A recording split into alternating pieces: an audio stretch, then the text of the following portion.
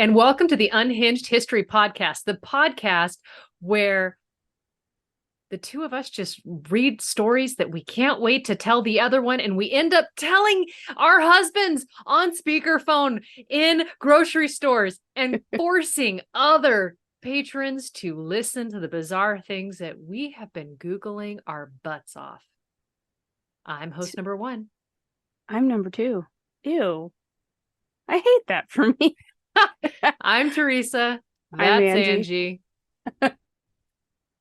Also known I'm as gonna go number think about two. my life. Cool. I'm gonna think about my life after this. Do some self-reflection. Yeah. I used the word pontificating earlier in a sentence. Did you? That's Unironically. magnificent. I love that.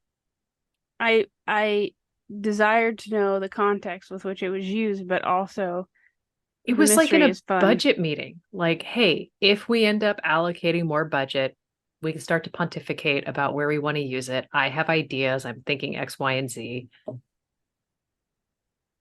Nice.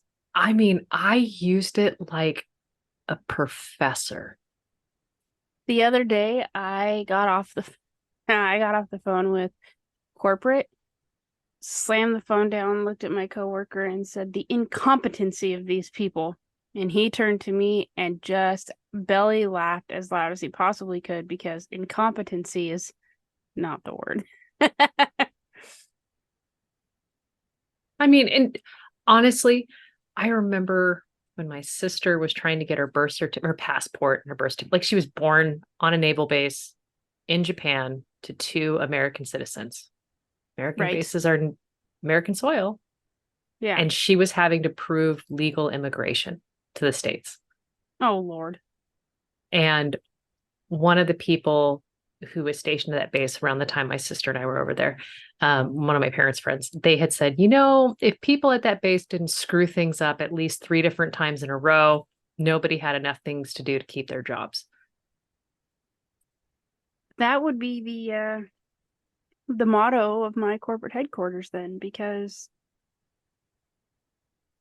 yeah, the incompetence is unparalleled. My incompetence knows no bounds. And how be a huckleberry. I knew you'd That's catch. just my game. Yep. You're a daisy if you do. Now I really hate him. For those of you playing at home, that was the sizzle reel of Doc Holliday quotes from Tombstone. Our favorite movie. Honestly, I love that like we came to that conclusion that together we had to share a favorite movie without, like, separately together we determined that's the movie we quote the most. Yeah. And I mean, I'll say that in meetings. Like, they'll be like, oh, you're a daisy if you do. Does anybody else ever catch on? No. No. Or they do, but they're too embarrassed to say anything. I mean, honestly, that's such a deep cut. You know what I mean? Yeah. It's not like, what are you going to do? Stand there and bleed?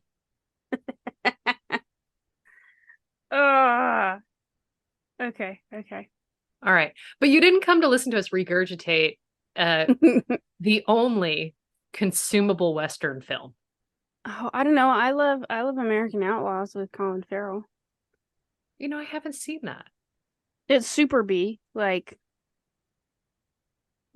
it's awful, actually, from the beginning to the end. But I love everything. Okay. Yeah. Entertainment value. So I am chomping at the bit to know your story. Okay. I'm really having an emotional meltdown. Emotional is not the right thing. I'm having a more meltdown of how I want to handle this. Do you want me to go? No, I can go. I had something planned. But on the event, and for whatever reason, you don't know what I'm referencing, I would feel like an absolute monster if I did it, but I really want to do it. Just go for it, because I did terrare to you.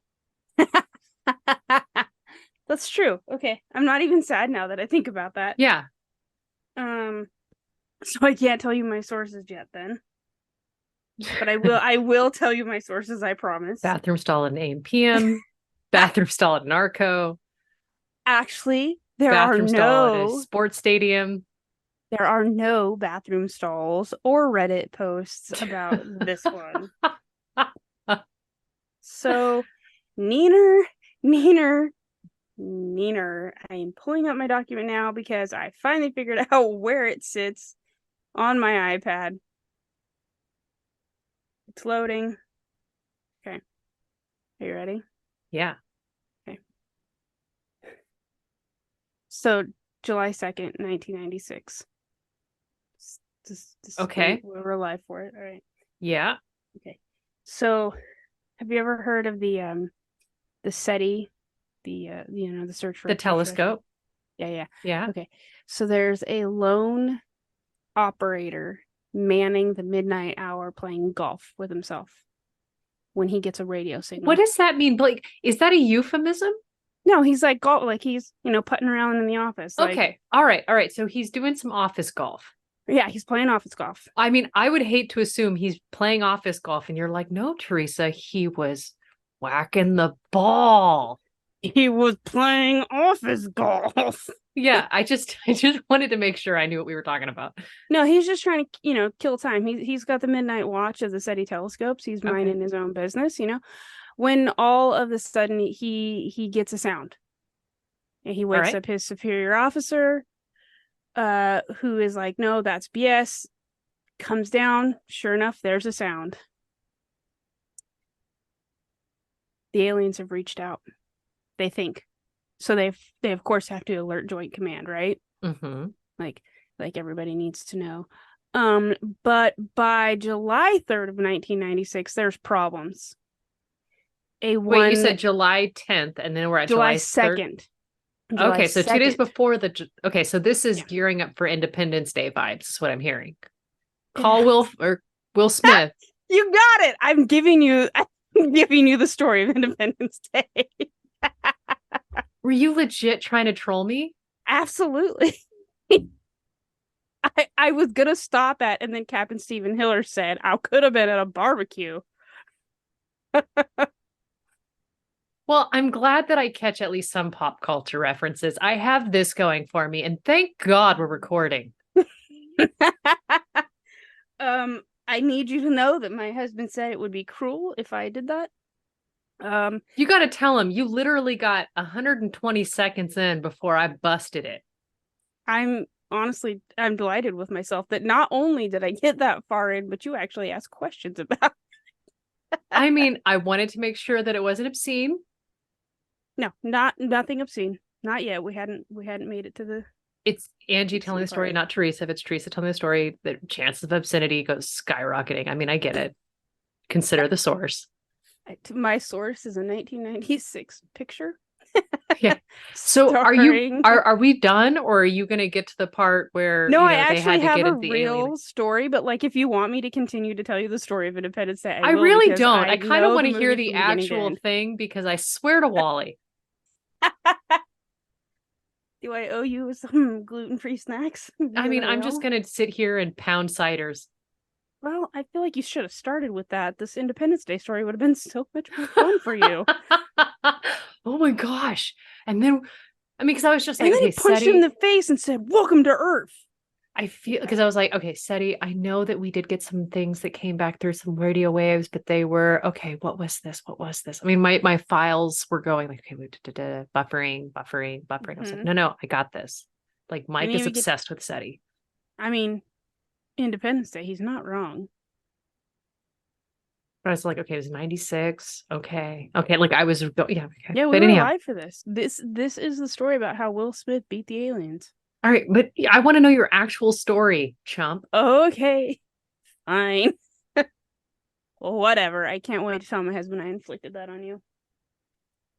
Also, in case you're wondering, I have watched Independence Day every year since it came out. I was in the theater for the release. Anyhow, fast forward. This is the boring part. Like, do you want my sources or what? Okay. We've already tried the or what. We have, sorry. Um, there is an article on womenshistoryblog.com called Agent 355. A really great YouTube video by Captivating History called The Culper Ring Explained in 11 Minutes. Culpa or Culper? What are Culper. Culper? Okay. Did I say culpa? I'm sorry if I said culpa. It's no, Culper. I have no idea. Honestly, I've got an audio processing disorder. Don't ask me what you actually said. Okay, fair. Culper, the Culper ring, explained in 11 minutes. A Smithsonian article called The Myth of Agent 355 and the Woman Spy Who Supposedly Helped Win the Revolutionary War. And a article on infogalactic.com, which I just learned about. That was the one I mentioned to you. The super, like, not Wikipedia. Yep. Yeah, okay. Not Wikipedia doesn't sound right. But anyway. I think you referred to it as the right-wing Wikipedia. I did. Yeah, the right-wing Wikipedia. Caused me to go to the red flag factory and make explosions. Yeah, I didn't. Sorry. Can you forgive me? There's worse that you're going to do to me. There's worse that you have done to me in this recording. I didn't tell you the story of Thierry, so I feel like we are even. My next story is going to be the birth and life of Guy Fieri. That's it. I dare you. I wait on pins and needles. Watch him have like this really like incredible young life. Guy Fieri, if you're listening, we have questions. I'm just going to make sure not to say his name at any point. You're going to have to guess. And then we get to the very end and you're going to be like, oh my gosh, Dives and Diners?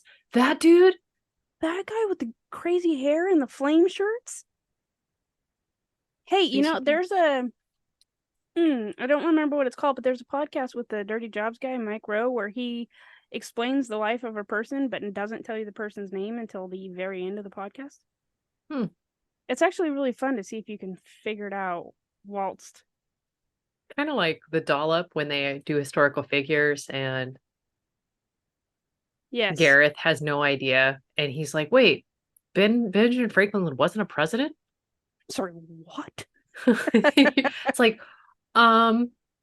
your history teachers failed you. So hard.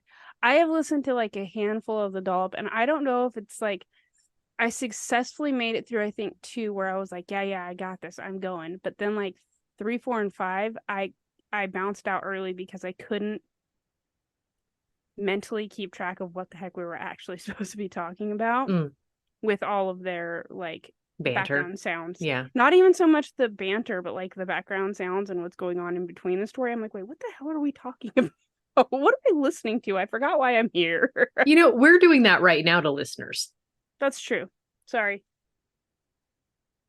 But the Dollop is awesome and they have great topics. So there's that. All right. There's that. There's that.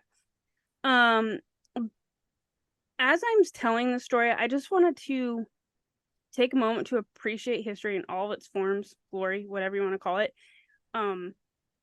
This is one of those things that has a huge story to tell, but like, it's one of those things to me where you look at history as a whole and there's so much, right? Like from beginning to now, there is so much. And you can look at like world history and pick out like commonalities among men and things that we value and things that we fight for, blah, blah, blah.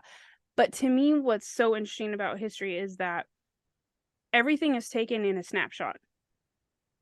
Whether it's a large event or a small event, we as people looking back see it as like a singular moment in time. Right. And I don't know why that's for this story meant so much to me to think about, only other than maybe I wasn't into American history until long after high school. Like, didn't care, wasn't my jam. In my opinion, America was way too young to have anything interesting. Oh, we've got some great true crime. Well, I know that now, but I didn't know that then. Sure. I mean, but your history teachers weren't like, okay, so the first recorded murder trial. Right. Like they were not telling me anything interesting or that wasn't already apparent. I mean, Like, and I think my body language actually, you got to see it, but the listeners didn't.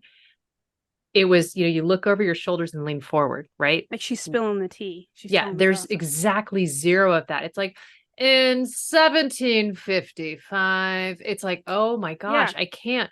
But it's like you gotta like look over your like, okay, first off, how does any the my favorite joke to tell HR, how does every single inappropriate joke start? Look to your Looking over left, your look to your shoulder. right, Yep. lean in. And when you have to tell that joke to HR 3 times before they get it because they're too busy screaming, no, no, don't.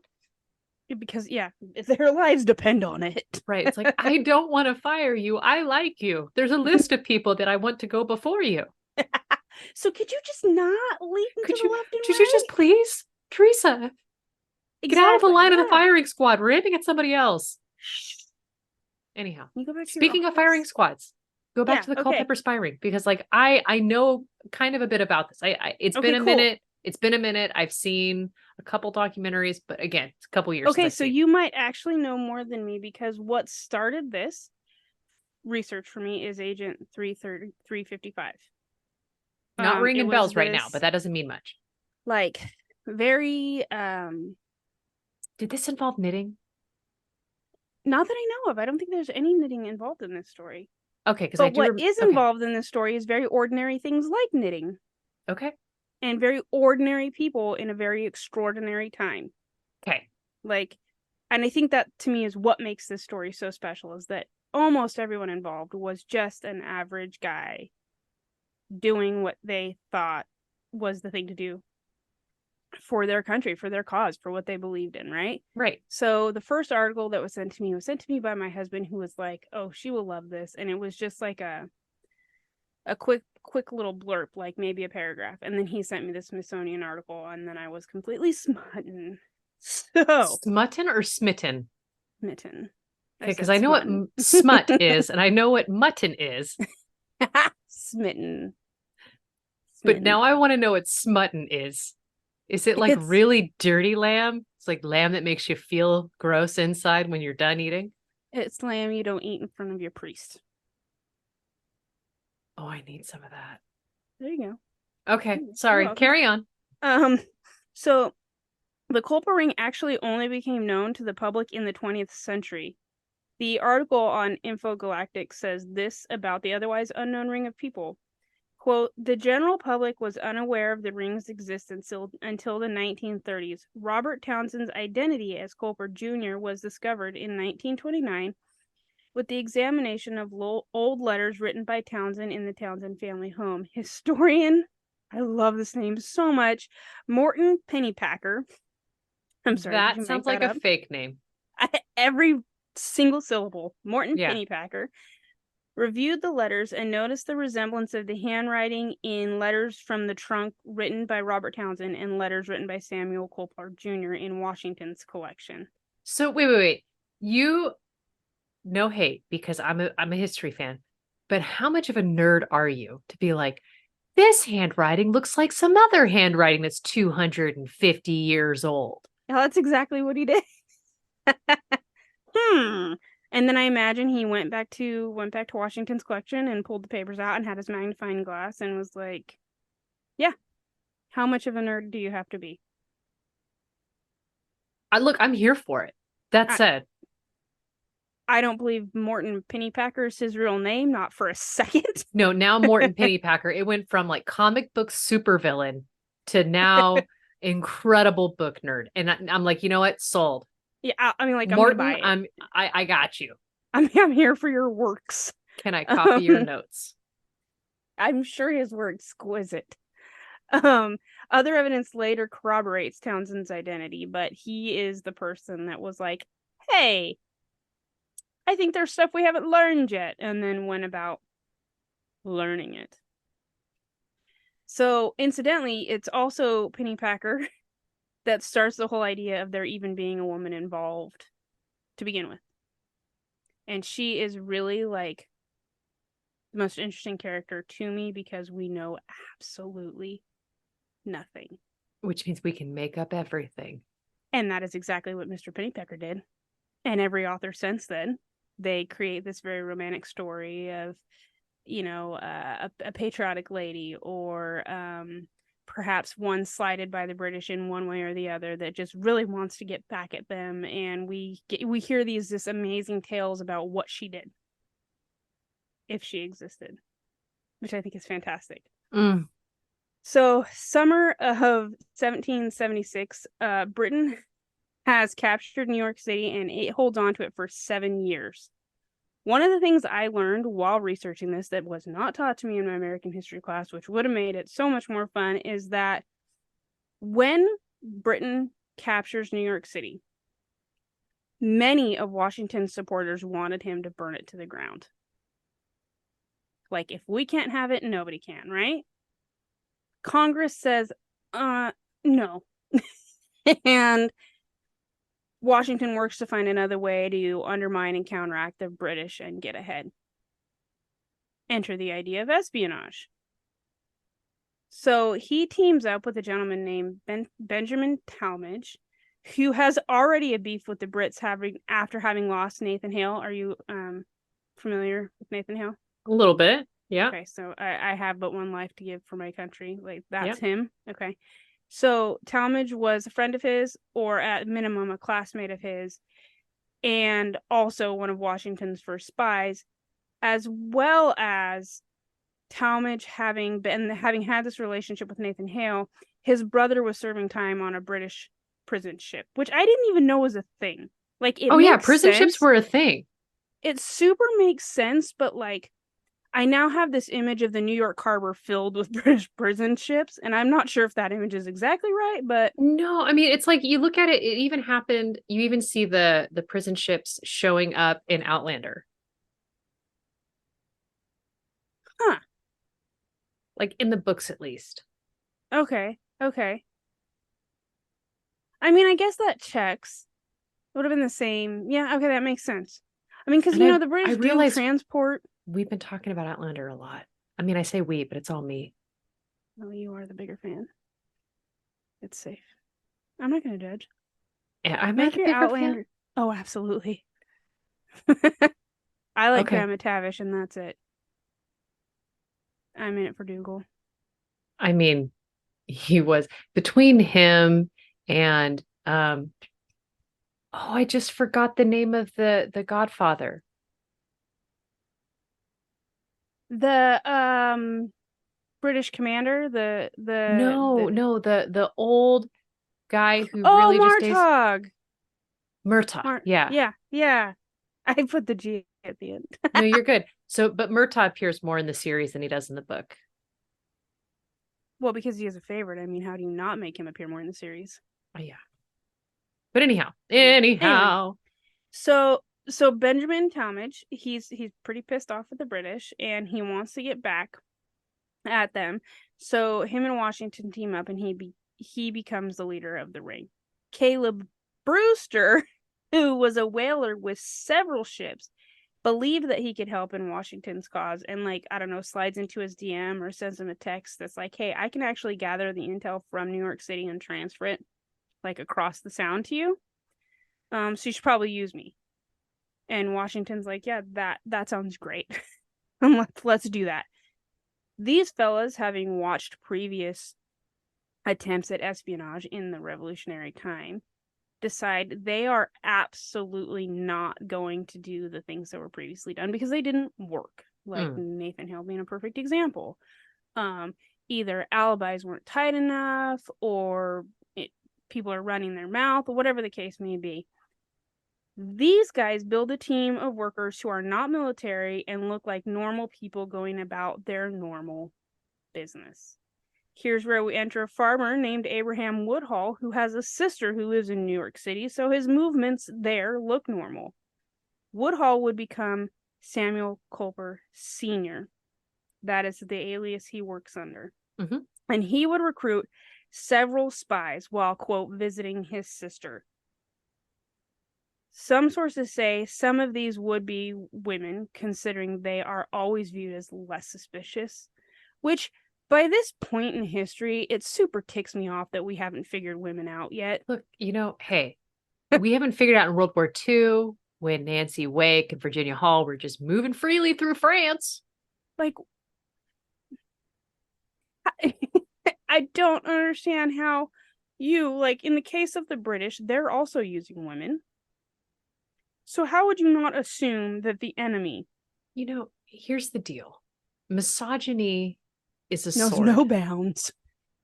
And it cuts both ways. Sometimes it's in your favor. Other times it just sucks. It sucks most of the time, but it comes to work in our benefit occasionally. And at that point, we just got to roll with it. I mean, yeah, that's true. And this is one of those cases because, again, women are not a problem. We're not something to be even momentarily considered as treasonous. I mean, of course, we're housewives, and I can't wait to tell you my story because of that thing you just said right there. I'm so excited. So one of these women could have been the reason that we have an Agent 3355. Some historians believe that she's a woman called Anna Strong, whose husband was arrested in the early days of the war for working with the Patriots. It's thought that she stays in Long Island specifically to take on the spy mantle herself. And that being said, there are confirmed British beliefs that there is a woman of suspicion operating, but they don't know if it's just that she has patriotic views and is speaking out, or they don't know how much of a problem that she could be. But is she a Penelope Barker? Is it Barker? Mm-hmm. Or I don't think it was like that. I think it was more like this woman could be a problem, but I don't think so. Right. I mean, Penelope Barker, we knew was a problem. Yeah, she was absolutely a problem. Whereas Anna Strong could or could not have been. Like, they just had suspicions about a singular woman in the area.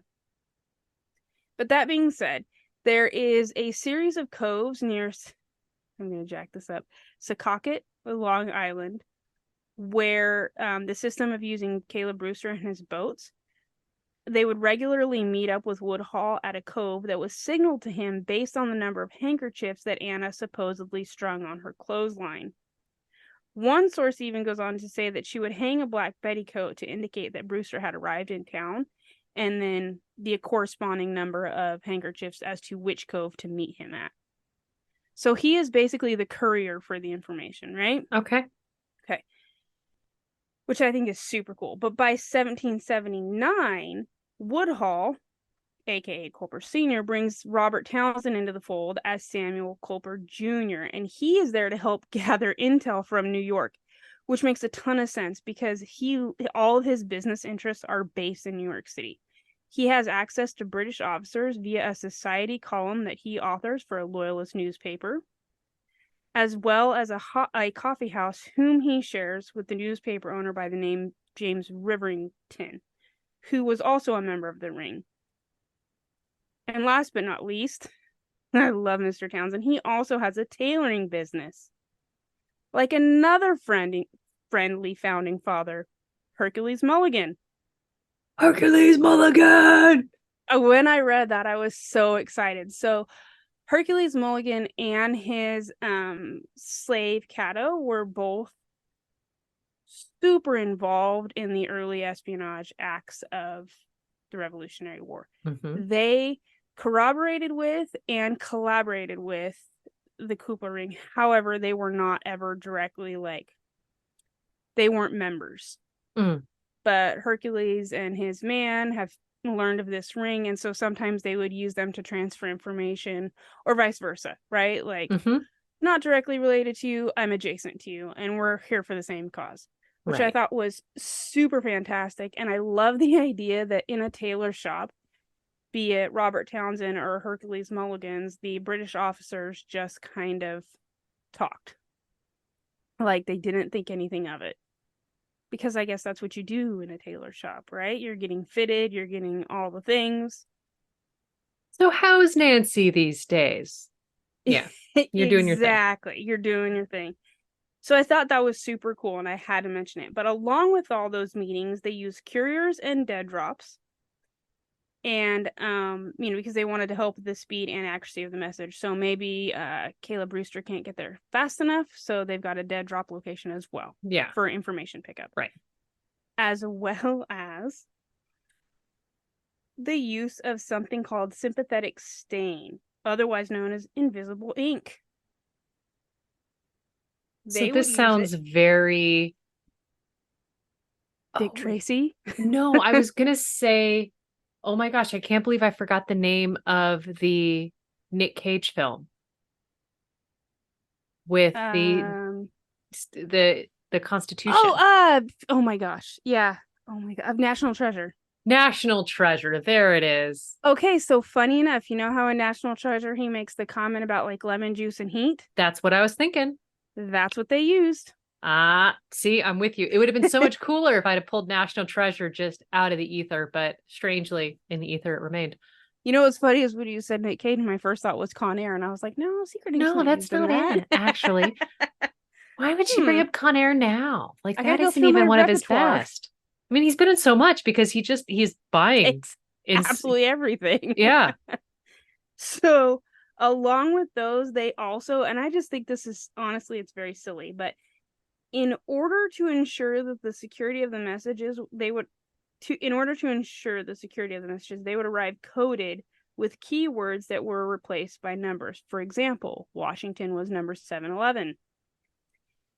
And then all the codes were neatly gathered in a book and given to all the members of the ring. And quite honestly, I feel like that's a real quick way. We can't skip past that. I think from now on, anytime I say convenience store, I'm not going to say 7-Eleven. I'm just going to say, I'm going to go to Washington.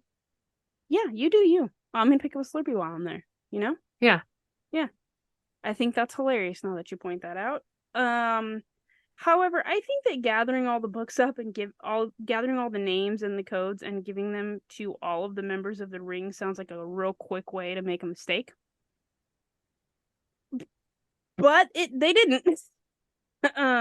There were some issues. This is the same time that Benedict Arnold was doing his thing and creating problems creating problems that he created. And so at this point, the Culper ring, I don't want to say they disband, but they are very, very, very careful. And a handful of other things happens that basically shuts their operation down for their own safety, but never once were the identity of the bulk of the ring given up. Like, they were kept safe. Yeah. Which I think is pretty fantastic, given that they carried a book around that had the asking for trouble. Like, super asking for trouble. But that's almost like Mission Impossible, but the half that you have only contains the codenames. Yeah, it really does have that vibe to it. And it kind of, okay, so one of the funny things is the legacy of Agent 355 is she shows up in numerous modern retellings of either books or stories, or she is an agent in the MI6. She is Agent 355 in like the James Bond type stories, doing like a whole double agent, right?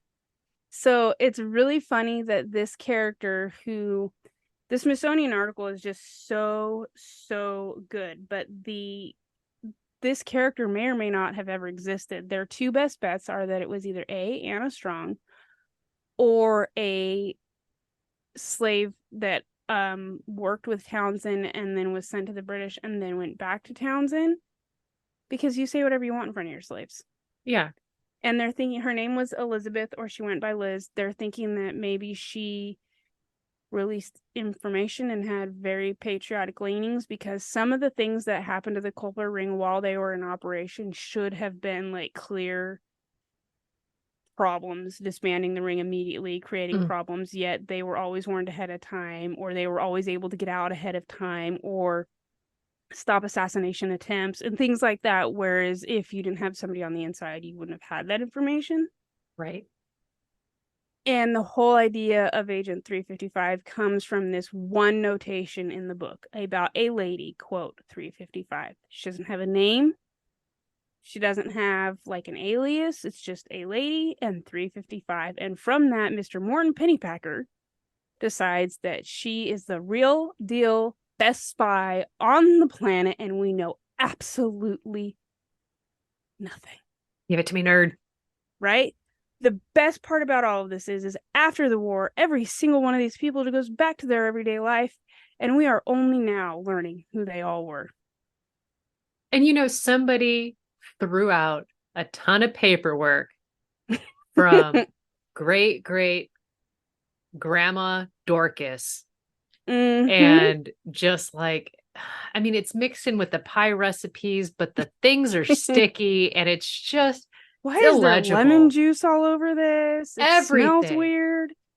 Yeah, and so to me, what I loved about this and the reason I even had to share the story and tell you about the Culper ring is that the idea of a person can do so much. Yeah. Whether she truly existed or not, whether she was the slave called Liz or whether she was Miss Anna Strong, it doesn't matter. She exists in idea, and sometimes that is so much more powerful because the British are like, holy crap, what's going on? They have no idea. This could have just been a ruse the whole time, but it kept the British occupied the whole time. And I just love that. So props to women getting away from it. That's actually a brilliant transition. So there you go. Are you ready for my person? Yeah. Is she agent 355? I'm going to tell you about Catalina de Erauso. Catalina de Erauso. That is a name. I can't say I know. Her autobiography. Don't know if you're ready for this. The Lieutenant Nunn, the true story of the cross-dressing transatlantic adventurer who escaped the Spanish convent in 1599 and lived as a man. And she's transatlantic? So that implies like she left Spain. That's the name of her autobiography. Other sources include an article from Rejected Princesses, Catalina de Erauso, podcast Things You Missed in History Class. There's a podcast called Vulgar History that had 3 hours of podcasts about her. So what had happened was I was listening to a podcast and somebody made this passing comment about this trans man in how'd they word it? This trans man in Latin America who wreaked havoc and was fairly problematic. But that's all they said. I was like, but they used the phrase Lieutenant Nunn. And I went, hold on. I love any story that starts with what had happened. I did it intentionally. Okay. Oh, okay. So I was like, okay, wait, hold, please. Like, what? And so then, like, that's all they said. They went on to the topic they were talking about. Rude. And it was just like, no. I need to interrupt this podcast. I know that it was previously recorded, but I have questions. Yeah. How dare they? Then I had to go down this rabbit hole. Okay. So I have to start as nearly every article or every podcast starts when talking about Catalina de Erauso. There's like ambiguity of gender, okay? Because the first thing I heard about her was trans man. So that would assume the pronoun should be he, him. Okay. But she lived from 1592 to 1650. Gender, sexuality, as we know it, is really only 150-ish years old. Like, it's a very new construct. Right. Okay. So Catalina didn't have access to that same language. So at that point, you have to look at, well, if they have an autobiography, how do they talk about themselves? They switch pronouns. Oh, okay. And then you look at, well, Spanish is a very gendered language. Yeah, that adds to the chaos. Yeah, super does. And so it seems very arbitrary. Like, primarily, Caterina sticks to she, her pronouns, but lives as a man for decades and decades and decades. So I'm going to go back and forth, but it's not without being very uncomfortable the entire time and knowing that I could be slandering an entire minority group. Okay. So pre-apologize. Yeah, in advance. I'm Okay. just going to have apology tickets and just cash them out when you feel that you need them. So, Right. And same could be said for mine as well, because there's so much story there, but my crush is 355. So there you go. mhm. So on top of the problematic language and pronoun issues, Erauso's a dirtbag. Okay. And there's very little redeeming qualities about this human. Like I think when I talked So to you why did you earlier, choose them? they are a slow motion train wreck. And just like any awful reality TV, you can't turn your eyes away. Okay. Just checking. Yeah. Um, so you're in for a bumpy ride when you pick up an autobiography and the author's killing somebody in a bar fight every 5 or 6 pages. Oh, so her and Cassius Clay would have been absolute best friends. Oh my gosh, or bitter rivals. One of the two. Or Take your both. pick. Could be different day, different week, you know? I mean, honestly, she's cut from the same cloth as Julie Dobney. Oh, okay. So we have a group now. Yeah, we're getting a gang. Yeah, The we gang's are. back Okay. together. Woohoo! Yeah. So basically, overview of the story. She travels through South America disguised as a man. It's basically imagine that, but 17th century themed episode of Cops. That is not at all where I thought we were going. Yeah. Okay. She goes through this whole cycle of kill, hide, escape, repeat so often that the story's kind of choppy. Okay. Like her autobiography, where you're just like, okay, wait, like every chapter, some chapters are super short, some chapters are incredibly long, but it was just like, and then this happened. And Next then chapter. Tuesday. And then I killed this person. Okay. Okay. So there's a ton of that. All of this happens, and then at some point, I'll get to the point where she works her way up to a meeting with the Pope to get special dispensation to wear pants. I'm so sorry. Every single word you have said so far has hit me in the face as something I didn't expect. Yep. I knew you had to get special papal dispensation for like a lot of things, but wearing pants was you one didn't of them. see that coming. Yeah. Okay. I just really want to be the Pope's assistant that day. And then you have a 10 o'clock, sir? Pants. Yeah. Someone requesting pockets. Oh, And a hem down the center of their skirt. the horror. I know. Okay, so let me back all the way up. Erasto's father, he's a career soldier, part of nobility as well. He's doing some fighting in Spain, and he gets gravely injured, if you will. This would be, I'm sorry, you said 1590? Yeah, she's born in 1592. So this is after Isabella of Spain, right? Yeah. Okay. I'm just trying to gauge my Actually, when she ends up doing a lot of things, Queen Isabella and King Ferdinand, they've passed, and so we've got a new king. So I'm just making sure I understand my timeline. Yeah, your chronology, chronology. I'll have another cider, and we'll keep going. Incompetency. These are not all you, things. me. That's my favorite word. No, you're good. You're good. So he gets gravely injured, and he at some point interacts with this very holy relic that's a very incredible statue, and he's praying to the statue, which is a lady of something. I should have written it down. That would have been great.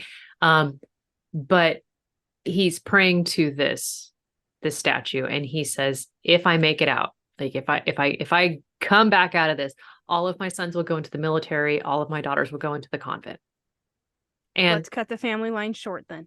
Well, but this is also like a good sign of like prosperity. If you had the ability to just send all of your daughters to a convent, that meant you weren't relying on marrying them off for money. No, I guess that's true. Yeah. So that's true. It's kind of a flex. All right. Okay. I'm here for it. He survives. Okay. And So he ships all of his sons off to the military and shifts his daughters off to the convent, including his 4-year-old. Oh my God. So 4-year-old Catalina. Where is mom? Where is mom? Mom is having feelings about it somewhere else, but mom didn't make a promise to God. Okay. So mom doesn't have her say in this.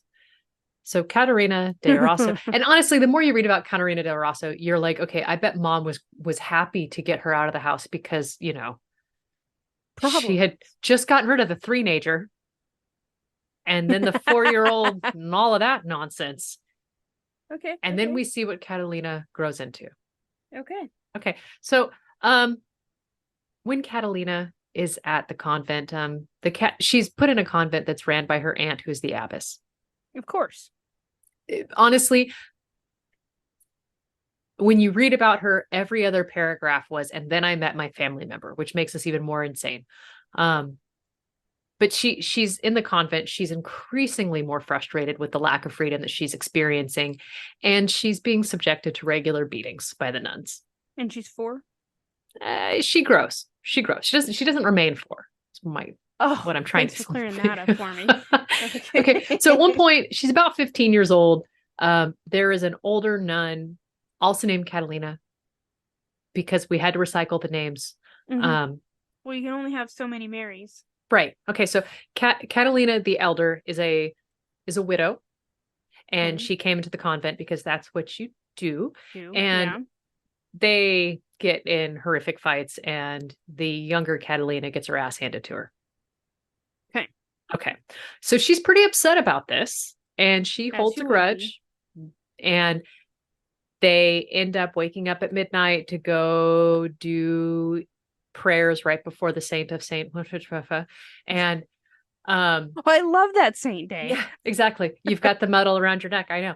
You get falafel on that day. I'm here for it. Right. So she's up, and her aunt says, "Hey, why don't you take my keys, go to my cell, get my little prayer book, and then come on back." So she unlocks the door to her aunt's cell, looks in, sees the keys to get out of the convent, logs that away as a mental note, doesn't lock the door behind her, brings the keys back to Auntie, and then after a bit goes, "Hey, Auntie, I'm feeling a bit rough. Can I go lay down?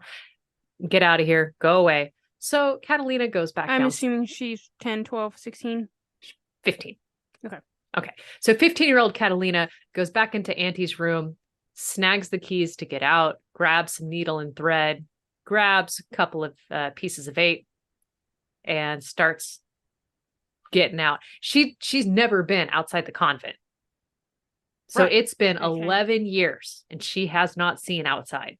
So she opens the door, and it's a whole new world. She doesn't even know where she is, but she makes it out to a chestnut grove behind the back of the convent, and she spends 3 days back there sewing her habit into pants. I love her. I mean, it is just like, what? And you're not far enough away to make pants yet. Right. So she takes the name Francisco de la Hoya, and like she the goes. Boxer? Well, but he wasn't the boxer. That was Oscar de la Hoya. Never mind. Sorry. Never mind. This is great grandfather's namesake. But anyhow, carry on. Okay. So then she goes about chasing her dreams, which at that point, if we look back in hindsight, apparently only included drinking, fighting, and womenizing. I mean, this checks. She's got to keep up the Francisco de la Hoya motif, Yeah, you've got appearances. Got a name to live up to. Yeah. I should mention that she's also from this region in between France and Spain, Basque country. Mm-hmm. Okay. So she is Basque. Okay. Basically, whenever anybody helps her out in the future, it's because they are also Basque, and apparently they have a very tight group. And if you are, okay. So whenever you're like, how did she get out? Who would help her for that? It's probably because they're Basque. So just log that away.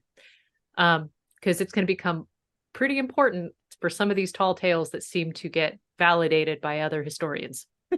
Okay. I might have said it before that she's a dirtbag. You did. But she's described as gleefully immoral. I want that on a shirt. Mm-hmm. Um, And with her name below it.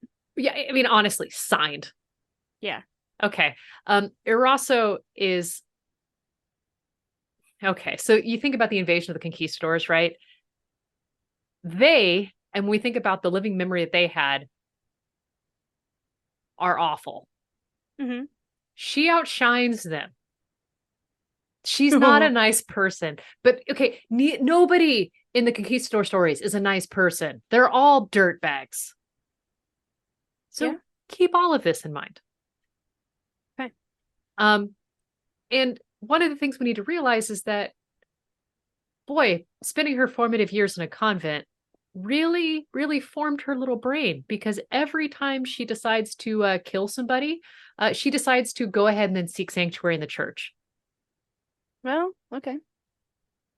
And this starts when she's 18 or 11, because apparently she has the date that she says, how old she is, but then and what year she says she was born. But then you look at her baptismal records and that's a different year. So maybe she was baptized late. Maybe she got her own time wrong. Maybe her biography or autobiography had a typo, because we don't know if it was transcribed. We don't know if she actually wrote it. Like there's lots of we don't knows. There's lots of inconsistencies.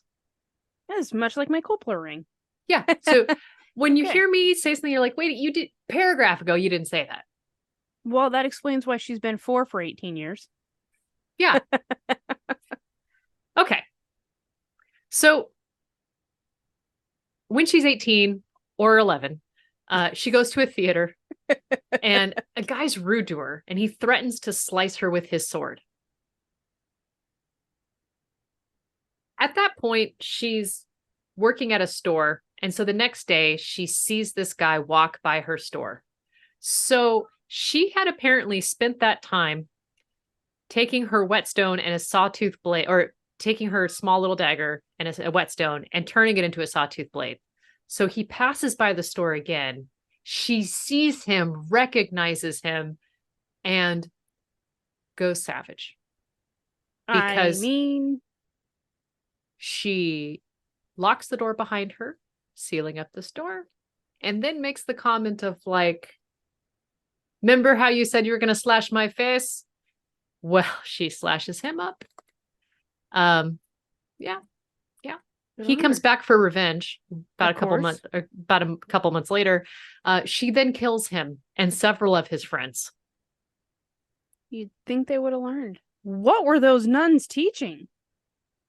I feel like there's been Netflix documentaries filmed about this, about warrior nuns. Warrior nuns? Yeah. I take it as a documentary now. I take it as nothing else. Thank you for that. Yep, you're welcome. So this happens. She runs to a church and seeks sanctuary until the heat dies down. Now, I should let you know that, the hair's been chopped off into this rather page boy kind of aesthetic. I'll show you a painting of her that was done while she was alive. You would not accuse her of being a woman. So she is not handsome. Not by any usage of the word. That's enough to be pissed about. Yep. Okay. So eventually staying into the church until the heat dies down. Maybe that's why Dad's like, I'll put all my daughters in the nunnery. Look, all of these guys shouldn't see mirrors because they are going to be rather upset with what I gave them. So we're going to put them in a convent. Yeah. Okay. The nose and jawline looks good on Miguel. The Habsburgs. Oh, actually, very Habsburgish. Anyhow, actually, I'll just show you a picture so you can see the Habsburg-ish. Because, I mean, not that less jaw than a Habsburg, but kind of not by much. That's a woman? That is a woman. First of all, massive helmet hair. Yeah. Okay, so we're looking at a painting that's got like what I'm going to assume is something similar to like a red velvet sleeve with the leather shuggin thing, vest thing, and the metal neck with the high collar. Yeah, it looks like Like was we in have it was half was of in a our armor wagon on. accident and was feeling a Yeah. bit whiplash, and so it got put in a metal halo. Yeah, that's exactly what that looks like. And Yeah. the worst haircut I've ever seen. I mean, it's Lord Farquaad. It's giving Lord Farquaad It's giving very Lord much. Farquaad with a brow Yeah. line that is reminiscent of, say, a caveman, and And a helmet hair. sneer reminiscent of something my fourth grade teacher did when I figured out I could jiggle my eyes back and forth. She has a butt chin. She does have a butt chin. We are almost Habsburg with this. Yeah.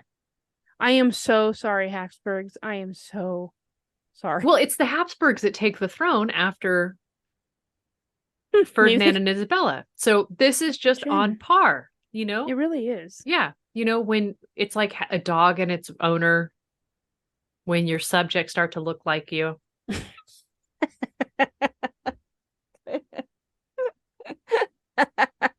Thanks for making that correlation for me. I'm here for you. For you.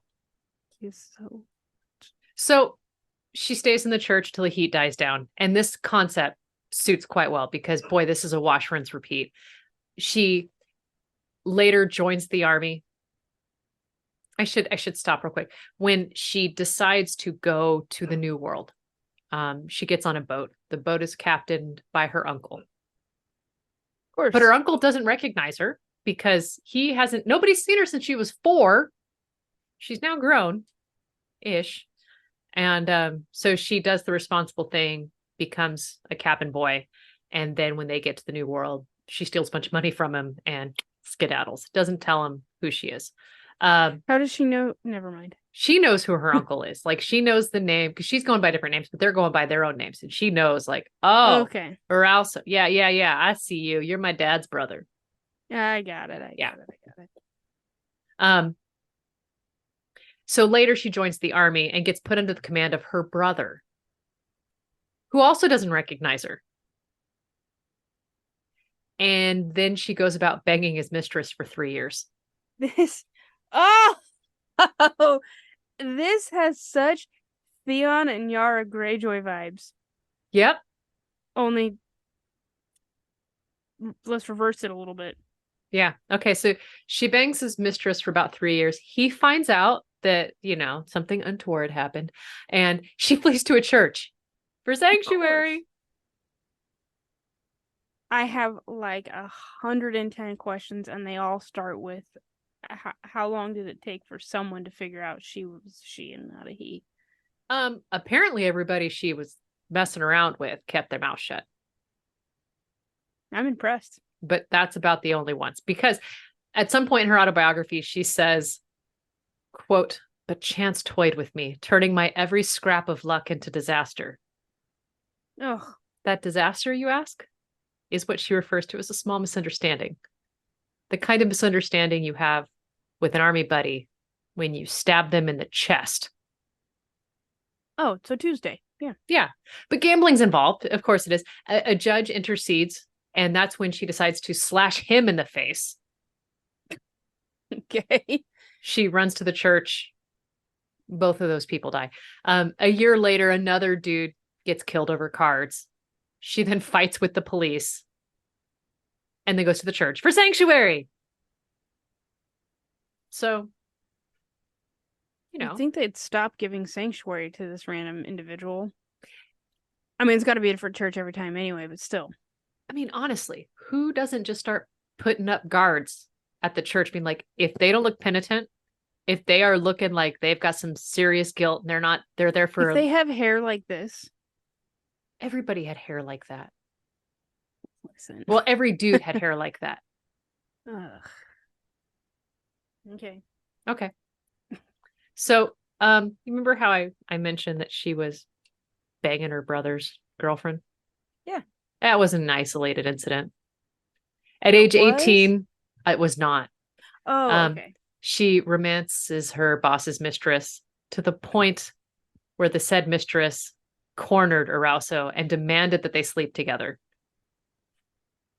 Erauso claimed that she then had to, quote, smack her one to escape.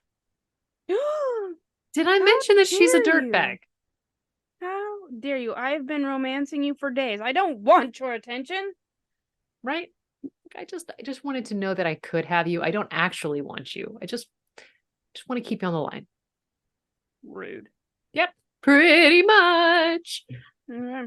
So she flees to Lima, and once in Lima, she gets a new boss, and she starts flirting with the boss's sister-in-law. Because she has not learned. Won't learn, can't stop, won't stop. Boss at one point walks by and looks through the window and sees her combing her hair and running her hand up and down between her legs. Strangely, she gets fired for this. But okay, I should pause a sec because depending on the translation you read, it could be running the hand down the leg. But then sources or translators got back into it, looked at it again, looked at it in English, and was like, okay, but like we stripped the lesbianism out, but I feel like this text has a bit more in there, so they re-lesbianize it, which is not a phrase I think I've ever heard in my life. And that's when it went from running the hand down the leg to like, well, but technically this is more up and down and in between. Herself, right? No, the boss's sister-in-law. Oh, I thought she was combing her. No. Okay. No, I don't know how I missed that. Okay. Erauso, dressed as a dude, is putting the moves on boss's sister-in-law. I got it. Now, whether it was just a casual stroke down or it was up and in between, we don't know. It's a bit tenuous. Okay. Either way, could have been innocent? Question mark. I feel like touching the leg, regardless of whether it's inside or outside, I feel like that's just a bit in the personal zone. It's a little bit not innocent. They're violating the bubble. Yeah, I'm gonna go with you on that. And I'm looking at it from a modern propriety angle and not from a now that you've touched my thigh, we have to get married. How dare you? Look, I mean, these are things. So at some point in her history, she talks about being engaged to two separate women at the same time. Oh. Because, you know, at some point it's like, well, you have to marry my sister-in-law. And right, because honor. Right. Things. You're duty bound by this point. Things she's mentioned she's problematic because she complains in her autobiography that the complexion of one of these women is too dark. Oh, okay. So basically just racist as hell. And what were you doing with him in the first place then? Fun time. Look, you don't want to marry that one. Oh, okay. Just sampling the fare. Right. So basically her whole life is a fuck, marry, kill. Okay. Got it. Less on the marry. Got it. Okay. The other one, she's like, well, it's not so bad. She keeps giving Erauso velvet clothing. So, I mean, yeah. That shirt. Okay. Right. And so then it's like, you know, but it starts progressing far enough where she's going to end up having to pull the trigger on one of them. So she just skips town. As you do. Yep. Mm-hmm. So she goes back to her life of going in and out of churches. And then after, you know, slicing the judge's face and killing him, she ends up staying in church for 6 months and she's surrounded outside by soldiers who want to arrest her. This one's actually kind of funny because at this point, she runs into a church to seek sanctuary and she ends up taking communion. Now, they're Catholic, and so they believe that, you know, the Christ wafer and the glass of wine have been sanctified and are now the body and the blood of Christ. So she puts the Christ wafer into her mouth, the communion wafer. I'll quit being so irreverent. And after a couple of chews, she spits it into her hand. Now, the problem with this baller move is each sliver of that communion wafer are now the actual body of Christ and need to be treated in a very specific way. Right. And so now we have spread apart the body of Christ. And now each part is all over the place. And now we've ruined everything. Now she's got to be given sanctuary. So she's stuck inside this church. Well, not stuck. She enjoys it. She's here for it. So she's staying So she knew that ahead of time. Oh, yeah. This was a planned maneuver on her end. She was basically like, spit it out. Now you can't kick me out. Body of Christ. Got it. Yeah. So she's being a jerk face. As she's stuck in the church, a dude is getting ready to have a duel. And he's like, you know who I Julie need? Dobney, is that you? He's like, you know who I need to have be my second? That homicidal mother in the church. That MFer needs to be my second. And so, under the cover of darkness, she leaves and goes to be the second of her friend for this nighttime I was duel. going to say, so at least she has a friend. Or at least somebody that wants to have them behind, like somebody who trusts her to back them up. Well, the person who's having the duel falls. And so she jumps into the duel and proceeds to kill the opponent second. At some point, like the opponent in the duel falls, the second falls. And at that point, she realizes that the opponent's second was her brother, the army commander. Okay, so let me just real quick family recap. Yeah. Got on the boat that was commanded by her uncle. Yeah. Flirted with the mistress. Then met her other brother and flirted with his mistress. I'm actually unclear if it was a different brother or I'm unclear which brother. So this could be a different brother than the brother that was on the boat? Well, that was the uncle. Oh, I thought that brother was on the boat too. Okay, I misunderstood. No, I mean, I didn't even tell you about the time that she met her dad. Oh dear God. Okay. Like I'm trying to keep this within 3 hours. But either way, she realizes that she's just murdered her brother. That's unfortunate. And that bums the crap out of her because she ends up actually going to the funeral and standing in the very, very back because she doesn't want anybody to know. And it tortures her. It's one of the moments in the book where she describes actual human emotion as felt by her. Okay. Yep. And so she's depressed for about a year. And this is just proof that she's not a complete and total monster. Right. And I should stop for a second. We all know the conquistadors were completely horrendous to the indigenous people. Indeed. They viewed it kind of like a sport. So she comes out of her funk and then at that point slaughters people so brutally that the other conquistadors freak the F out, think that, oh my gosh, that was way too far. What have you done? You might actually be on something, you monster. And that's when they cut her pay in half and she gets passed over for promotion that she thought she was actually getting. So that is just how badly you F up. When the conquistadors are the standard of virtue. Yeah, when they look at you and think you've gone too far. Yeah, that's bad. That's a bad sign. So she continues using the church to be her shield. And years later, she gets sentenced to death for killing a sheriff's servant. Oh, God. I mean, this hadn't been her brightest hour. The servant had insulted her. And in retaliation, she ends up stabbing him in the police headquarters in broad daylight. Oh, because you could do that. I mean, you could do that right now. That doesn't mean you're going to walk out of those headquarters. But honestly, Angie, if you're looking for something to tie up your evening, might I suggest? I don't think I have any enemies on my list that high. I'm more confused. Don't abuse. Okay, I mean that's a brilliant tactic as well.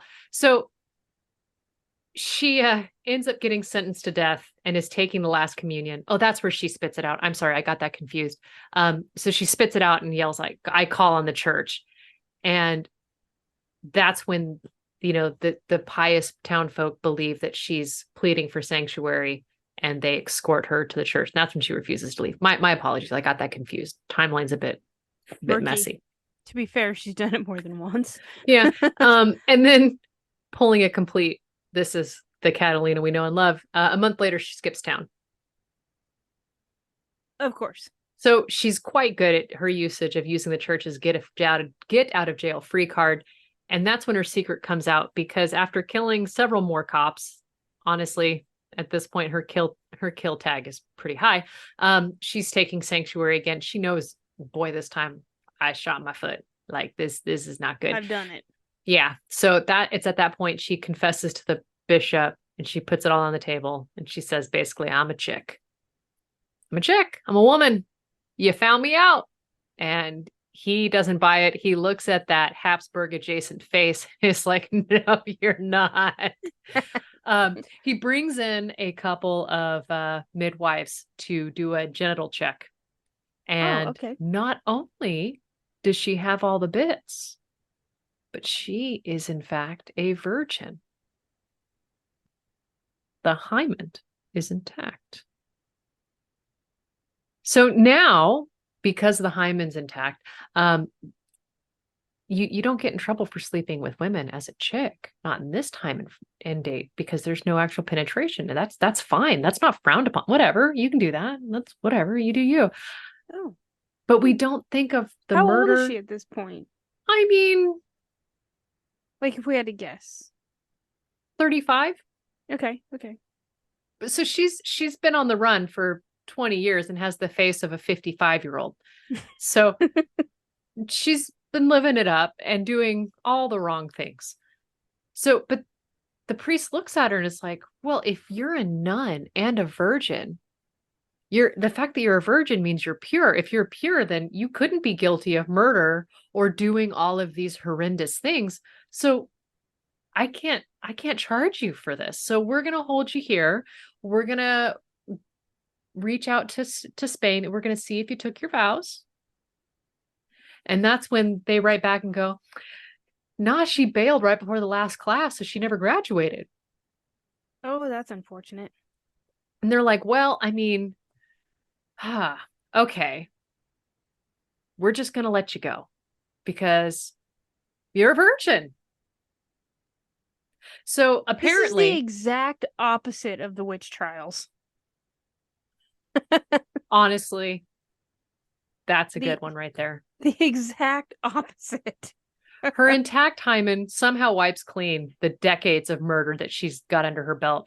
And now this 35-year-old is declared a blessed individual and provided that she devote herself to God. And so she just like, okay, great. That's all I got to do to get out of here. Cool. Call me dedicated. Change my name to Mary Josephine. Yep. And so she does this and then somehow ends up making her way all the way to Pope Urban VIII, who gives her special leave to pursue her life in men's clothing. He does, however, say that, hey, maybe you shouldn't harm anyone else. Perhaps. And then takes some special time to talk to her about the commandment, thou shalt not kill. It's one of 10. It's the one that we seem to need to talk to you about the most. Pretty straightforward, too. Like take no the gray pants. zones. Don't kill anyone else. No more slashing judges' faces. No more offing cops. Scouts honor. Got it. And after a bout of international fame, she writes her autobiography. But again, we don't know if she dictated it or if she wrote it herself because it wasn't published immediately. It didn't hit a wide run of publication. They were not waiting in lines at Barnes and Noble. Right. It's it's a fairly obscure novel. Or also spends the rest of her life in relative quiet.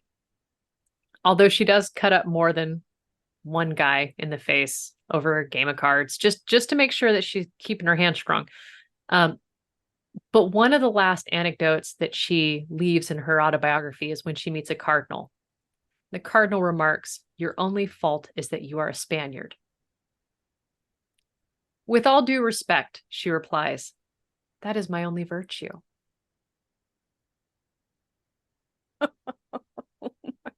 gosh. I'm just a historical dirtbag baby.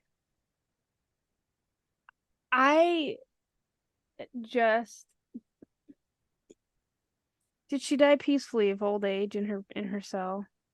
Like, Honestly, or go out with a bang? I just need to know.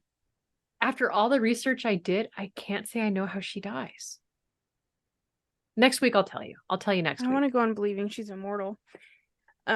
She's just over any card game that's getting raucous. She's the patron saint of ruckus card games. Stab the cheating bastard across the table from you. And then bang his wife. Well, you gotta be thorough. If you're gonna do it, you might as well do it on its grave. Oh. Wow. Did I mention I've been reading a lot about the Lieutenant Nun? I want to high five you and her and smack her at the same time. Like I said, I couldn't be her friend, but this was just a train wreck I couldn't pull my eyes from. It really is. Like, I need to know more. And I also want to read the daily journal of Pope Urban that day where he was like, I had to give her a talking to again. We can't keep killing people, but I let her wear pants. We made a compromise. Pants? For piety. Pants for piety. You're welcome. There's the t-shirt.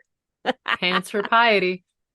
And the episode's title. I'm writing that down. Pants for piety. So proud of myself. I also love that pants are involved, as I am not wearing. You just outed yourself. I am not deleting that. Right, Angie recorded that entire episode, and the very first thing she said before we recorded is, I'm not wearing pants. Didn't tell you what I was wearing, so there's that. I'm assuming it's your husband's tidy whities. No. Don't stand up. Don't tell me I'm wrong. I can't stand up because I would knock everything over in my attempt to stand up. Were the pants put around the chair and you just slid into the tidy whities so that they are chair.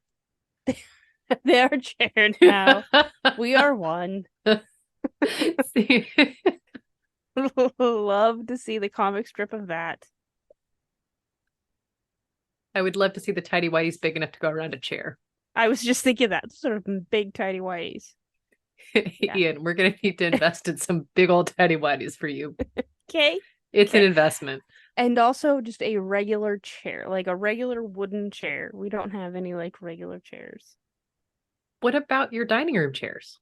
They're like big, like oversized chairs. Like the visual I had in my mind was like the what are they called? They're like just your classic like square foot seat and then four legs, you know? Yeah. And then a back. Okay. Yeah. Our dining room chairs would require Omar the tent maker to make tidy whities. Gramps would say Omar the tent maker. Really? Yeah. Hi, Gramps. I mean, he also said a lot of things that were adjacent to Lieutenant Nun, so. Maybe they knew each other. Honestly, Gramps' patron saint was Lieutenant Nun. I think, okay, part of me is like totally enthralled by this individual because her story is just a giant story of mess around and find out. Like, I mean, to the point where, okay, because she does all of these horrific things and then says, but chance toyed with me, turning my every scrap of luck into disaster. You mean every decision that you keep making keeps repeating itself? Weird how that works. Have you tried just walking by the guy that gave you the dirty look and ignoring him? Have you tried that? Yeah. Have you tried maybe not banging his mom? Or and telling him about it? Have you tried just don't? Yeah. Maybe cards isn't for you. If we can't keep our hands to ourselves, maybe we shouldn't play that game. Well, you know, the problem is she went into the nunnery so young she never went to kindergarten. She didn't learn how to keep her hands to herself. And apparently the nuns had no problem throwing hands. So she's a sociopath and no one ever gave her a hug. Except to throw hands. Except to squeeze the life out of her. Yeah. You'll pass out soon. Go to sleep. It's nap time. Yeah, that's exactly what I'm saying. This makes me actually want to go to a convent just to see them throw down. Well, listen, if the Netflix documentary Warrior Nun is anything to base our knowledge on, they are throwing down. That's true. That's true. I forgot that I had referenced the prized documentary. If you haven't seen it, Netflix. It's called Warrior Nun. It's a true story. You almost said that with a straight face, and then you broke. I broke because my first, the thought that came in my mind that ruined it for me was we haven't watched all of the second season yet, but the father from the first season, for whatever reason in my mind, he was a werewolf. I know that's not true, but that was where my mind immediately went. And it ruined my train of straight face thinking how am I going to make up for the father werewolf? Who is not in fact a werewolf. There are no werewolves in the show at all because it's a documentary. It's a documentary. Werewolves aren't real. At least not in this documentary. Did I mention this is a history podcast? Most of the time. It's mostly you and I just getting together talking about our shopping lists. I'll take the priest that is also a werewolf. Thank you so much. Click Amazon. Bye. Yeah. Got it. Yep. Well, I'm going to have to get off this phone. This phone? What am I? Is this the 80s? Am I stuck with a long phone cord? And I am going to have to go make dinner. Me too. The bigger the hair, the closer to God. The higher the hair, the closer to heaven. That's what it is. I got you. With your Aquanet. I'm too busy reading the Gospel of Lieutenant Nun. Wondering why my prayers are only getting met with a busy signal. I really feel like maybe that's what her autobiography should have been called. My prayers are only being answered by a busy signal? No, the Gospel of Lieutenant Nun. Just go ahead and put you on hold. Hold. Hold, please. Yep. Oh, you're still waiting? Just another moment. But honestly, the fact that she didn't die of dysentery, she wasn't wiped out by any of the diseases, the healthiest constitution that you can imagine. Oh my God, yeah. And that she survived the amount of duels we know that she was in. At some point, she was shot 3 times in a single day. It's a very D'Artagnan moment. I'm going to duel you at noon, them at 1, and you at 3:30. God. And she just, Julie Dobney just keeps rolling through. Well, and when did she learn sword fighting? Julie Dobney, we know when she was taught, but who taught her? And why? I'm going to need your name, and you're going to need to stay in the headmaster's office because this was not appropriate. Again, I'm going to refer you to the Netflix documentary. My God.